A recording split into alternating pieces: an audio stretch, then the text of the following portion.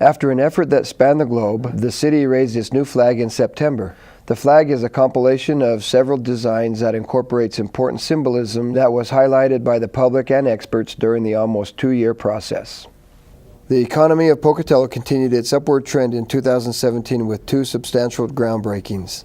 The North Gate project, east of I-15 and the Siphon Interchange, will be a walkable community adding thousands of jobs, as well as homes, a technology park, and a shopping district. Additionally, the Federal Bureau of Investigation's facility is adding roughly 300 jobs, bringing the FBI office in the Gate City close to the same size as their Boston and Salt Lake City field office. Also in economic development, Great Western Malting wrapped up their multi-million-dollar expansion in Pocatello, and the new Fairfield Inn opened for business off the Center Street exit. The Pocatello Police Department received a grant from the National Highway Traffic Safety Administration for seatbelt enforcement. The grant funds overtime for officers assisting during the enforcement period, as well as the purchase of a message board to raise awareness. In October, Idaho Central Credit Union donated a former Green Machine Jeep to the department, which will be refurbished for the DARE program. The Investigations Division received a commendation from the Gresham, Oregon Police Task Force for their help on a cold case. Officers' work was crucial in solving the case and making the arrest of the suspect who had relocated to Pocatello. The Pocatello Fire Department responded to more than 8,000 calls in fiscal year 2017, up nearly 7% from 16. During the year, firefighters participated in 2 learn and burn exercises. The events allow crews to get valuable live fire experience in a controlled but realistic setting while maintaining a high level of safety. The training was put to a test by 2 major fires in 2017. Shortly after the 4th of July, a wildfire was started by illegal fireworks near Bitterroot Drive.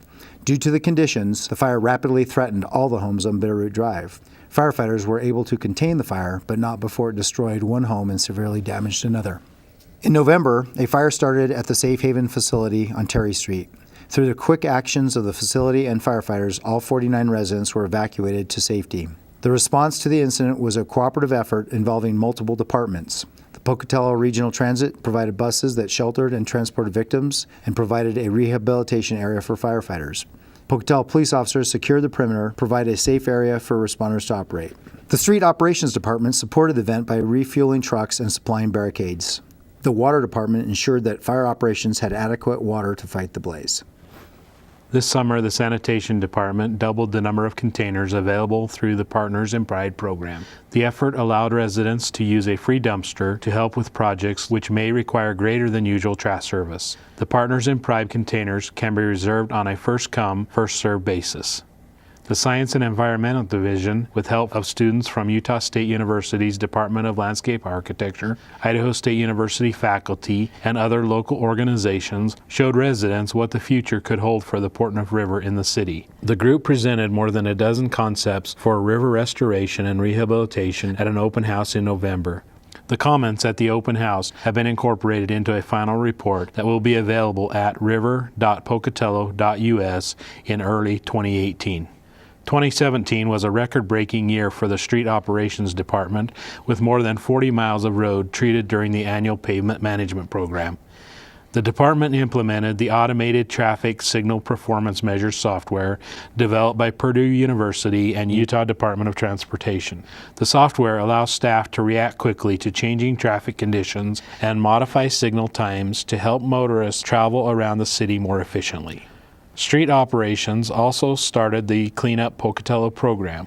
This public awareness campaign educates the public about proper grass clippings and yard waste disposal so less ends up on the city streets and in the storm drains.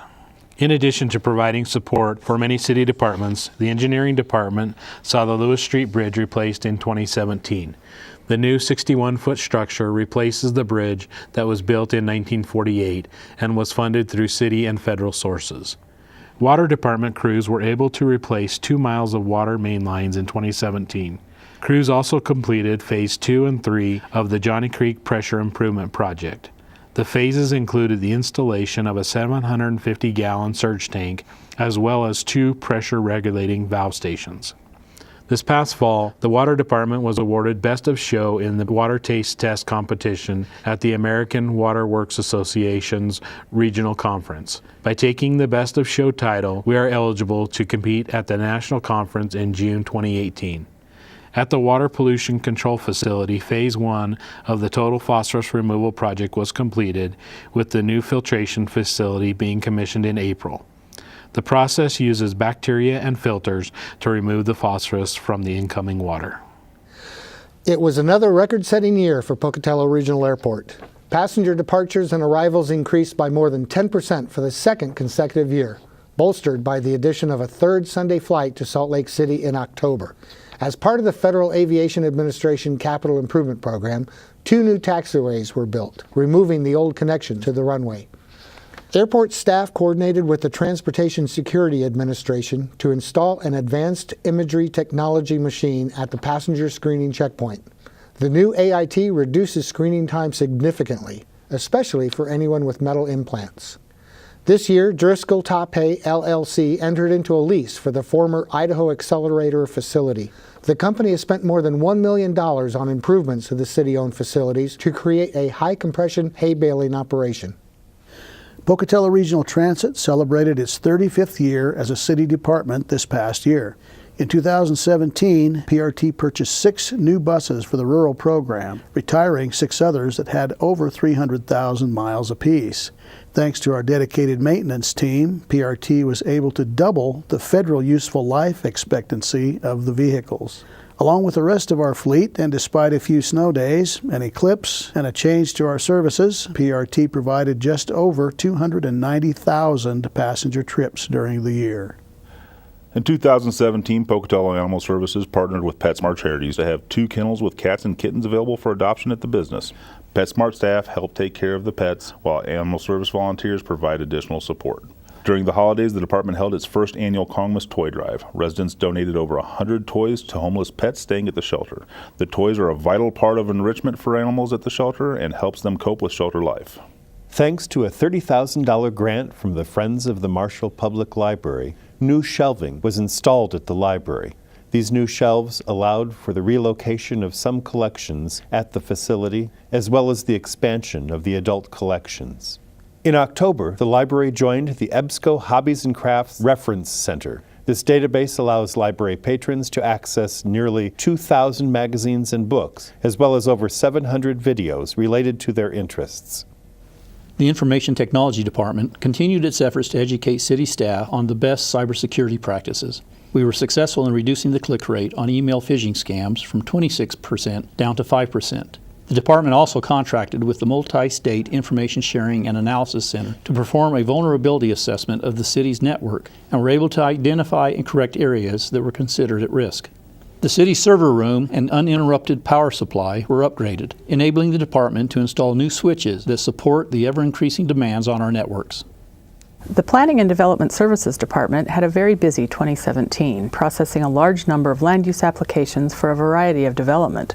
Also, through the city's Community Development Block Grant funding, new sidewalk, curb, and gutter were built along Frederick-Gill Road.